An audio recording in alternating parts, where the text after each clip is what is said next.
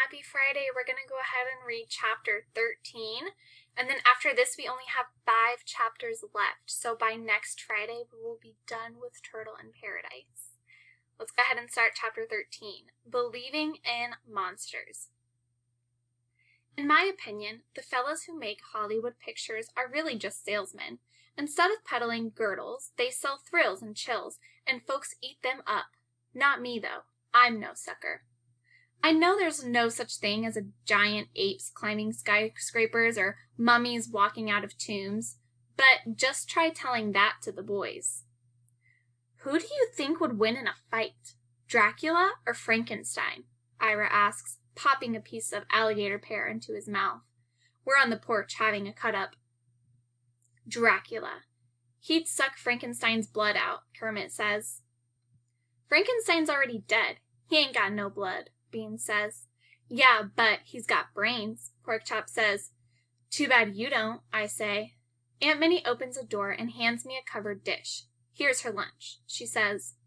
When I walk up to Nana Philly's front porch, Smokey is waiting for me on the steps. Glad to see me? I ask my cat. Miss Bea was only too happy to take in Smokey when I told her the situation. I miss having Smokey with me, but I think Termite misses her even more. I can tell by the way he circles the house looking for her. The wag's gone out of his tail. Miss Philomena has taken a real shine to that cat of yours, Miss Bea says, opening the door. They've got a lot in common, I say. They both hate kids. Nana Philly and I have our lunch, grits and grunts and gravy, and fresh sugar apples for dessert. She hasn't knocked any food on the floor since that last time, unless you count what she gives to Smokey. Miss Bea's right. Nana Philly's crazy about my cat. She feeds Smokey the best bits from her plate and lets her sleep on a pillow, curled up around her head. I'm not sure, but I think my grandmother might like me a little too, even though I am a kid. She really listens to me when I talk, which is more than I can say for most grown-ups.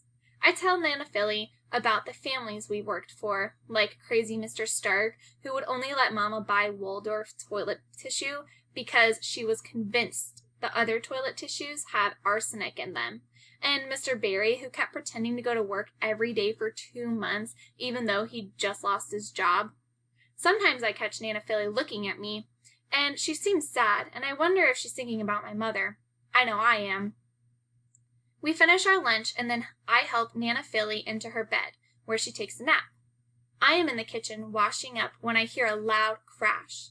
I run to the parlor, thinking it's Nana Philly, but it's not my grandmother who's making the racket. It's my cat. Smokey's fallen through the top of the crumbling termite-eaten piano, and she can't get out. I hear her meowing pitifully inside, her paws scrambling. Hang on, I tell her. I push the bench over and climb up to pull her out. She leaps out of my arms and runs off. That'll teach you not to jump on furniture. There's a hole in the top of the piano, and I look inside, curious. It's a mess, all bits of decaying wood and termite wings, but something catches my eye, a cigar box. It must have been in the piano for a long time because there's a thick layer of dust on it. I open it. Right on top is a pile of little shells, and beneath that is a folded-up piece of paper, and beneath that is a gold coin. I hold the coin in my hand, turning it over. Then I unfold the paper. It's some kind of map. I read the words at the top. This being where Black Caesar put his treasure. I stare at it for a long time, but I don't believe for a moment that it's real. That'd be like believing in blood-sucking vampires and mad scientists bringing dead man to life. I close the cigar box, put it back inside the piano, and pretend I never saw it. But it's funny. Even though I try to forget about the coin and the map, I can't stop myself. I go back and look at them every chance I get.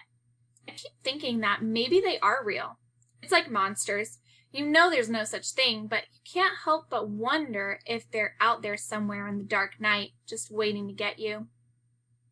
Finally, I can't take it anymore. I go looking for Slowpoke. He'll know if the map's real or not, and I trust him. But when I get to the docks, his boat's gone. Sorry, Turtle. He left this morning, Ollie says. How come you didn't go with him? Ollie looks sheepish. He's doing an errand for Johnny Cakes. Didn't need any extra help. No one held you back? I ask, and he shakes his head. When I return to Curry Lane, the diaper gang's playing marbles. Fellas, Ira says, we're not working Labor Day. Even the diaper gang deserves a day off. You said it, pal, Porkchop says. Besides, I hear there's a circus coming to town. Do you think there will be elephants? Buddy asks. If we're lucky, there'll be a tiger, and it will eat you, Bean says. And you better put on some pants before Ma comes home and beats your bungy good. Too late, Kermit says. Aunt Minnie is walking down the lane, and she looks mad. Your father won't be coming home this week after all, she says. He picked up some extra work helping out a fella on his house up there. Nobody says anything, and she sighs. At least he's getting paid, she says, and then looks at Buddy. Buddy, where are your pants? I can't find 'em, he whines. Honestly, she says, and grabs him up and carries him into the house, his wiry body wiggling the whole way. Beans turns to the boys, rolling a marble between his fingers. Come on, fellows, let's go challenge those White Street boys to a game. As I start walking away, I squeeze the coin in my pocket. I picture Mama on her hands and knees scrubbing Mr. Budnick's floor, and I make a decision. Wait a minute, I say. Porkchop says, no girls allowed. I think this is a lot more interesting than a marble game, I say, and hold out the gold coin. Where'd you get that? Beans asks. Nana Philly's house. It was in the piano. The piano? What was it doing in there? Kermit asks. I don't know, but this was with it, I say. I pull the map from the pocket of my dress and hand it to Ira. He looks at it, his eyes widening in disbelief. It's a map to Black Caesar's treasure. Hearing Ira say it out loud makes it seem real, and for a moment, I can almost see the treasure glinting under the sun. Shiny gold and silver coins, and jewels big as coconuts. I have to dig my nails into the palm of my hand to stop from trying to reach out and grab it. Don't be a sap. It's fake, Porkchop says, but there's something in his voice as if he's trying to talk himself out of it. Kermit is holding the gold coin. Looks pretty real to me. Nana Philly's daddy was a wrecker. Who knows what he took off ships? Give it here, Bean says, snatching the map from Ira. He studies it. This is the Sponger's key, with the cistern in the shack. How do you know? I ask. He looks down his nose at me. Because I've been sailing since I was in diapers. Fellas, Ira says, his voice humming with excitement.